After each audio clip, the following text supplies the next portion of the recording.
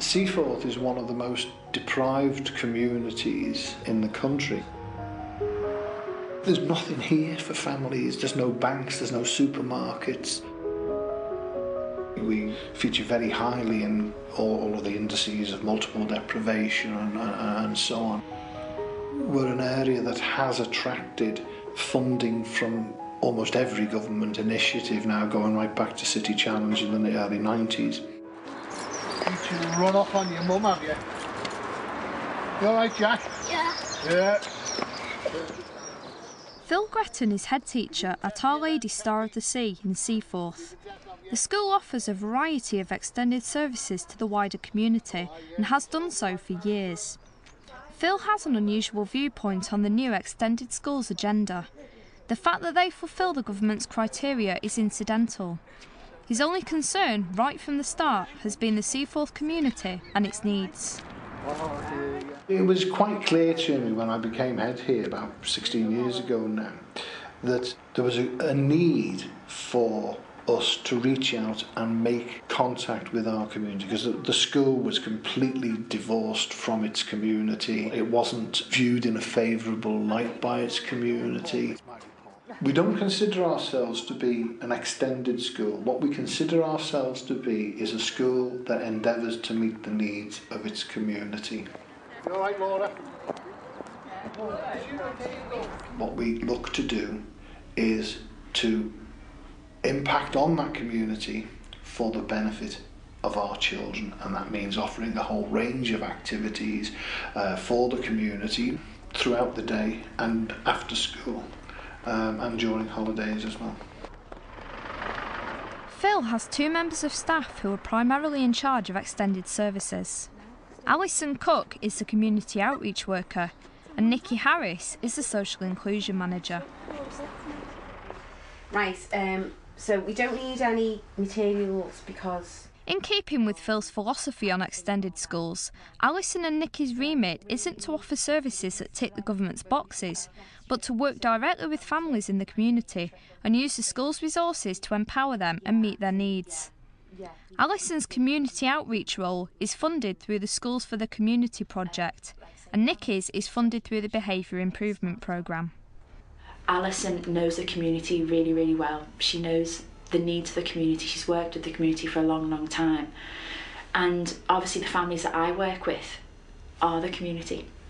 So she will be able to identify through her work basic things like there's a need for childcare, there's a need for holiday clubs, there's a need for maybe parenting courses within the area. And once that need is identified, I then go back to my cohort of children and families to see if anyone will benefit from what we're putting on in school. Over the years, hundreds of families have taken part in the projects the school has been involved with. Services offered at the moment include Start Right Toddler Group, Credit Union, Preschool Active Kids Group, Breakfast Club, After School Fun for Kids Childcare and Walking Bus. One that has proven particularly useful is the series of Parents as Educators courses. The most recent is aimed at the parents of Key Stage 1 pupils, and today is the last day. We like to stop in 1 minute and I'll go through the evaluation, then we'll have a break, and then you can do your presentation to the kids. Teacher Mark Montgomery runs the course. The Making and Using Story Sacks course is an 8-week course. It takes each part of the story sack week by week. Say 1 week we looked at audio tapes, then we looked at parent prompts, scenery props, all bit by bit, and then the work the children do at home is linked to that week, and they've got to say what they've learnt from working with the children at home and how it's benefited them. We finished off our story sacks nearly, haven't you? Yeah. Now, course evaluation, this is what we've got to do because we finished the course. Well done. Yeah. This was the end of the course, so we had to evaluate what we'd done, what we'd learned, and what we're going to take from it at home and in school. Just do a test one first. And then we'll just rip one neater.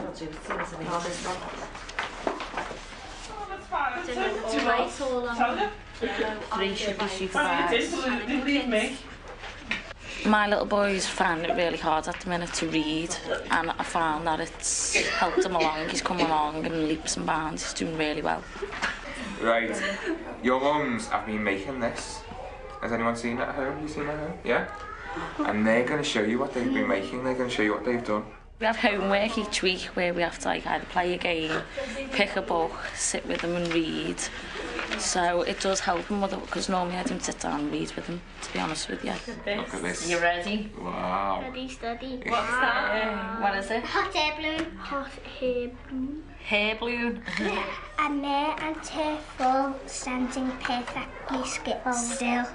That's what I see. That's what I see. There is a farm. As a teacher, I'm looking for the children to develop their own reading abilities, as well as confidence with reading and communication skills, and basically a love of reading. That's what I did see. Over the treetops, high in the sky, what do I see? What do I see? Do you think your mums have worked really hard Yeah. making all this? Yeah, do you think these deserve a clap? There we go. So that's it, we're done. There's a definite need for the Parents as Educators course in the Seaforth community, because the families, the children and the parents get a lot out of it. The parents learn skills to help children with their reading, and it basically gives them a lot of confidence at home with their children. At the moment, we've been focusing on endeavouring to encourage parents to take a far greater role themselves in their own community. And one of our recent initiatives that Alison has been undertaking is the development of a parent council. We've always had like a PTA, and it's like a development onto there really. It's to get the parents more involved within the school, within their children's education. It's giving them a role, it's empowering them to help the parents to understand about community, extended schools and Cambridge Road Adult Learning Centre, working alongside them, decided to set up a community development course. This was offered to all parent councils within the extended schools remit. 3 of our parents decided to take that up, and the course basically deals with community development, what community means, how to involve people, what's it like to be in the group. I chose to be involved because I wanted to know more about what the school had to offer for my children, and also to be involved in the things that are coming up, like the parent council that we're in now. Okay, so let's move on and start looking at, I want to do a pairs exercise to start with. The parents that are on the community development course have become a lot more confident. They're bringing their knowledge with it into the rest of the parent council.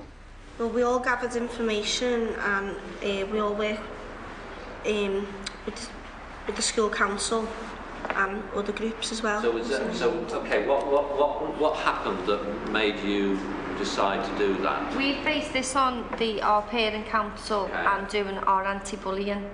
Right. So it started off the initiator to give direction and purpose, and the action taken was we had a former parent council member who had already had one set up, and she used to be a head teacher as well, to come in and give us advice and guidance on how to set a parent council up. Okay. It's give everyone a chance to play different roles within the parent council, like chairing it or taking the minutes of meetings and stuff like that. The biggest problem that we've found over the years in developing our services has been continuity of funding. We've always been in a position where we've had to rely upon the next set of grants, and it's been very, very difficult to plan long term because of that. You don't want to promise things to families and then a couple of years down the line you have to pull the plug on a project, not because it's not working or because you don't think it's a success, but because the funding's been stopped. So that's always kind of a little niggle there that you think, well, if we do this, will it be self-sufficient, or will someone come in and carry on the funding? or will the parents be willing to fund a programme once initial funding is stopped? Okay, do it all together first. Do it all together first.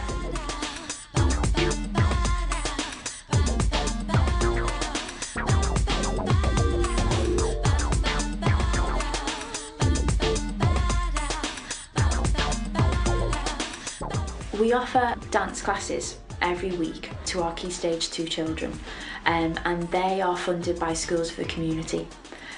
We have a great response.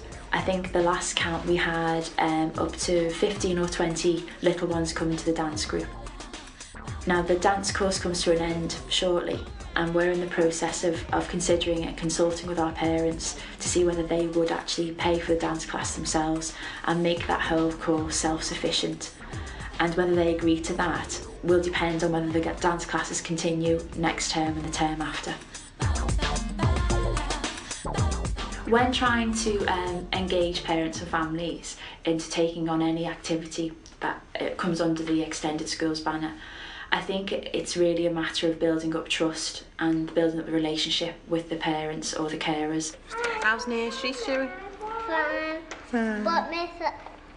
Alison is a parent as well as a staff member in school, so she's got excellent relationships with the parents in the area, and I've started to build up good relationships too over the past few years. And I think it's about making them be aware that you're approachable, that they can come to you if maybe they're having trouble paying for the Easter holiday club, or they're having problems with childcare, that you are approachable enough for them to come to you and say, can you help me out?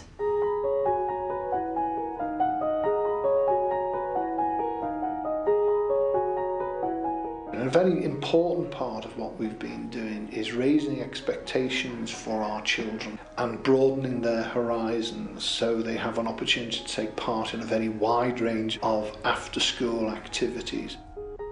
I think the biggest challenge for all of us now as we embark on this Extended Schools agenda is obviously making it work by working together.